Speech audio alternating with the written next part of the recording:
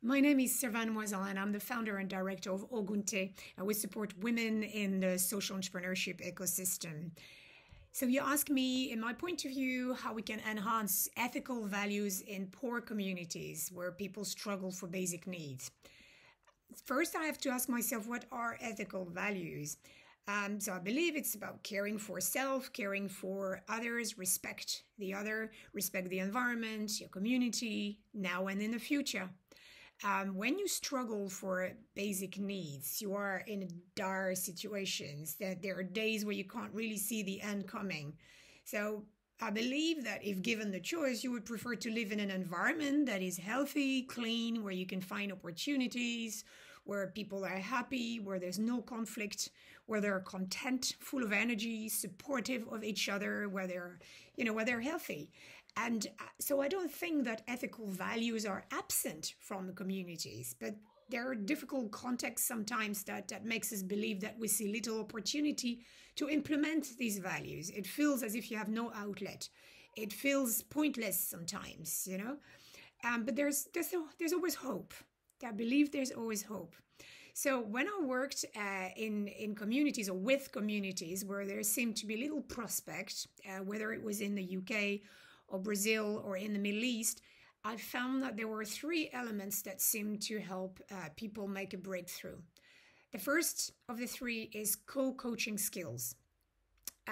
So it's about you helping people understand and learn basic coaching skills, which is to learn how to ask open questions, learn how to generate options and ideas, even tiny ideas. You also learn to listen loudly, and that helps people feel valued. It helps them think for themselves, help them generate ideas and ways to implement these ideas. It works for younger people, for older people, for everyone. It's good for the workplace. It's good for the home environment. It's good for schools. So remember, basic coaching skills. That's the first. The second one is learning and nurturing networking skills. We're all an expert of something. Either it's something you've heard on the radio, you've learned from an elderly, or you practiced for many years. Even a younger person might have great skills. You pass that skill, you pass that information on, you build relationships with people, with other people through these tiny little gifts and these pieces of wisdom or resources that you have, and or a connection with someone you pass it on. Okay, so you got to take the habit there to ask others for their knowledge and their own wisdom, and then pass on that information to someone else. Never keep it just for yourself. Pass it on. That's network, and that's the second element that really, really helps people. And that leads me to a third element, which is participation. I think that it's important to create space where people can share their opinions or give you feedback.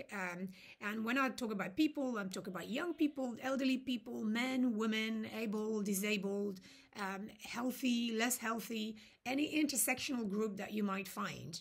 And you sit them around a table or in a public forum and let them talk, exchange their views. It's not about debating. It's about sharing experiences of life or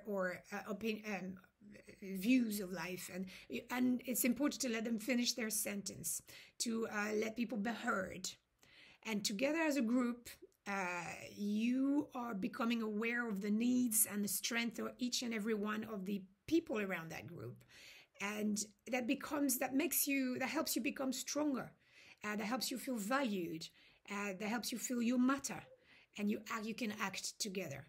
So that's participation at the third element. And the three elements create spaces and opportunities for these ethical values to be implemented and acted upon, to be shared for real. It's important as a social entrepreneur or a community activist to create bridges and not divisions, whether in your service design or in your product design or in your community activities. It's important to create real and tangible hope. So creating hope is not just a right, it's your social responsibility. And I'd like to share a quote by the writer and historian and activist Rebecca Solnit about her approach to hope, because I think it illustrates what I've just shared. Hope is not a lottery ticket you can sit on the sofa and clutch, feeling lucky. It's an axe you break down doors with in an emergency. Hope should shove you out the door because it will take everything you have to steer the future away from endless war or from the annihilation of the earth's treasures and the grinding down of the poor and marginal. To hope is to give yourself to the future, and that commitment to the future is what makes the present inhabitable. Thank you very much.